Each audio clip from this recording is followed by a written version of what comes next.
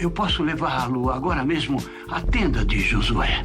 Poderia, com facilidade, cortar a cabeça do líder de Israel.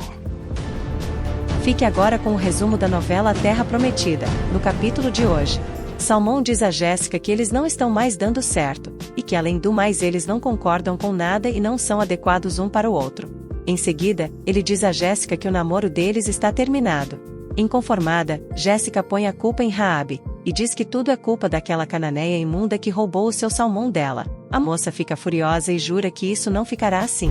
Com a nova tenda, Raabe e Milá se preparam para passarem o primeiro Shabat com os hebreus. Eles recebem a visita inesperada de Salmão e Lila. Raabe quase não se contém de tanta felicidade ao rever o rapaz.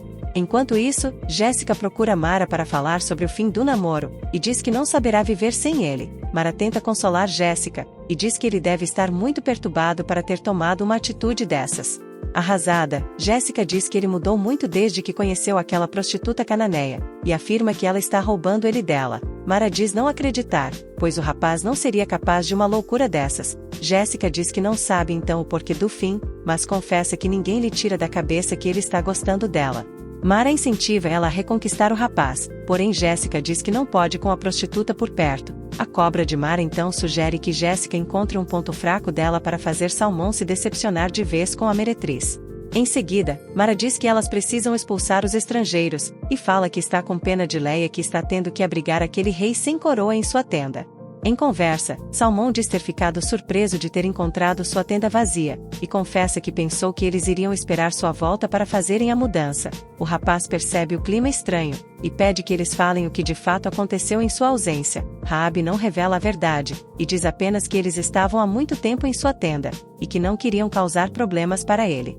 Porém, Salmão diz que eles não estavam incomodando, e pergunta se a culpa dessa mudança repentina foi por causa de Jéssica. Em seguida, ele diz que ela não tinha nenhum direito de entrar em sua tenda. Raabe tenta amenizar as coisas, porém, Orias não se contém, e diz que ela foi sim muito grosseira, e que já chegou gritando em sua tenda. Após ouvir Orias, Salmão confessa que teve uma conversa definitiva com a moça, para a surpresa de Raabe.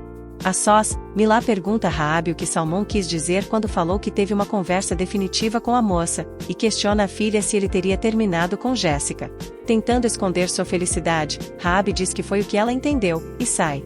Enquanto isso, Mara procura Leia para destilar seu veneno, e diz que não sabe como ela está aguentando essa situação, e que no seu lugar, ela já teria perdido a paciência.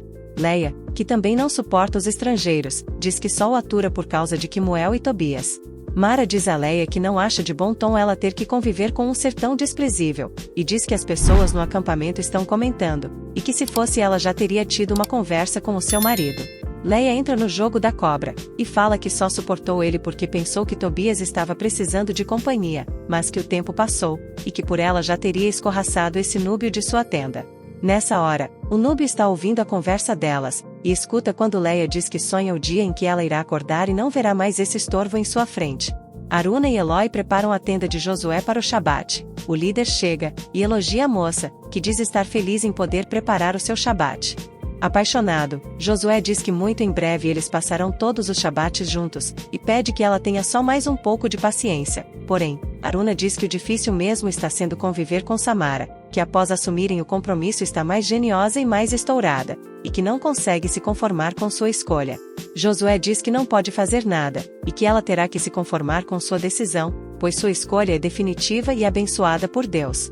Enquanto isso, Samara e Leia conversam, e Leia diz que seria ótimo se elas pudessem passar o Shabat só eles em família, sem nenhum intruso, como esse tal de Zuma. Falsa, Samara também concorda, e diz que detesta a presença desse estrangeiro, e que ele deveria perceber o quanto é indesejável e partir de vez.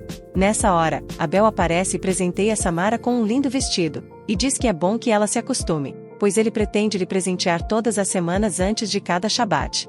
Leia se derrete pelo rapaz, e diz que ele parece ter se interessado por ela de verdade. Porém, Samara não gosta, e diz que isso é o que mais lhe assusta. Em seguida, Samara vê o vestido e começa a chorar. Leia pergunta o que a filha tem, e Samara diz que esse Abel abelhudo pode lhe dar o que quiser, que ela nunca será esposa dele. Aques admira a joia que Gibar lhe deu, e diz que nunca poderá usar, pois seus pais não iriam permitir. A moça se assusta com a chegada de Noemi e esconde a joia, mas Noemi percebe que ela está escondendo algo, e pede que ela vá até a cozinha preparar um ensopado para o Shabat. A sós, Noemi pega a caixinha que Aques escondeu, e acha o colar que Gibar deu à moça e fica surpresa. Melquias vê Jéssica chorando e pergunta o que houve. Sem graça, Jéssica diz que Salmão terminou com ela.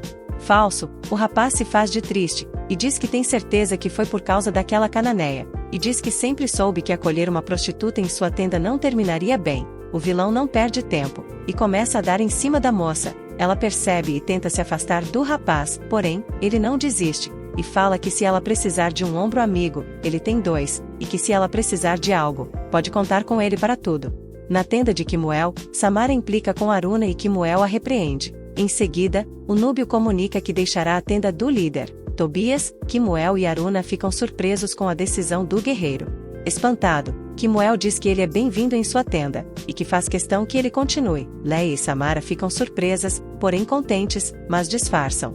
Tobias questiona o amigo se teria acontecido alguma coisa para que ele tomasse essa decisão. O núbio diz que foi uma decisão sua, e que nada o fará mudar de ideia. Ele agradece Quimuel pela hospitalidade e vai embora.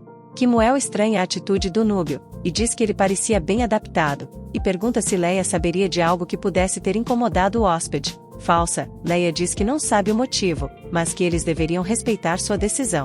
Enquanto isso, Acã e Mara namoram às escondidas no celeiro. Raabe avista o guerreiro sozinho e pergunta o que aconteceu. O núbio conta que deixou a tenda de Quimuel, após ouvir a senhora Leia falando que sua presença o incomodava. Raabe diz entender, pois muitos os tratam com respeito, porém, outros estão muito incomodados com a presença deles. Em seguida, Raabe convida Zuma para morar em sua nova tenda. Mara e Acã continuam se agarrando no celeiro, enquanto Yoná cuida dos preparativos do Shabat sozinha. A adúltera de Mara chega, e Ayude pergunta onde ela estava. Mara mente, e diz que estava cuidando dos interesses deles, que é livrar o acampamento dos estrangeiros. Todos no acampamento começam a acender as lamparinas. Inês e Eleazar falam sobre o Shabat, nome dado ao descanso semanal dos hebreus, conforme a orientação que Deus deu a Moisés. No escuro, Melquias e Gibar falam sobre Raabe e Jéssica. Invejoso, Melquias diz que Salmão é um idiota por ter terminado com Jéssica para ficar com uma prostituta. Sorrindo, Gibar diz que ela também é muito bonita, e pergunta se ela ainda trabalha. Melquias diz que não acredita nela, e fala que uma vez prostituta sempre prostituta. Em seguida, ele diz que agora que Salmão terminou com Jéssica, é a vez dele mostrar os seus encantos à moça. Acã chega em sua tenda e reclama da preguiça dos filhos na preparação do Shabat, e fala que por culpa deles ficarão no escuro e com fome.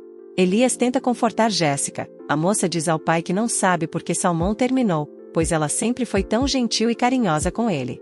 Elias não se segura, e diz que ela também era muito ciumenta. Jéssica não gosta e pergunta se o pai está do lado do ex. Elias diz que não, porém, não pode deixar de falar a verdade, e diz que ela andava muito briguenta, e que depois que os estrangeiros chegaram, ela ficou ainda pior. Jéssica se irrita com os comentários do pai, e pede que ele não fale mais nada.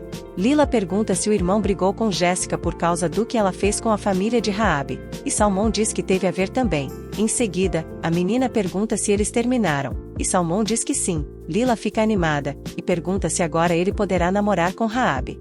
Em conversa, Sama diz a Boan que esse será o último Shabat deles a sós, pois logo Ruth estará com eles, e confessa que sentirá saudades desses momentos. Boan pede que ela não se preocupe com isso. O líder tribal se declara para a esposa, e diz que eles sempre terão um tempo só para eles. Enquanto isso, disfarçados de hebreus, Yusuf e 2 soldados seguem para o acampamento. Yusuf vê o acampamento do alto, e se espanta com a quantidade de hebreus, e fala que eles são mais numerosos que o povo de Ai, e que se eles os atacarem em peso serão esmagados.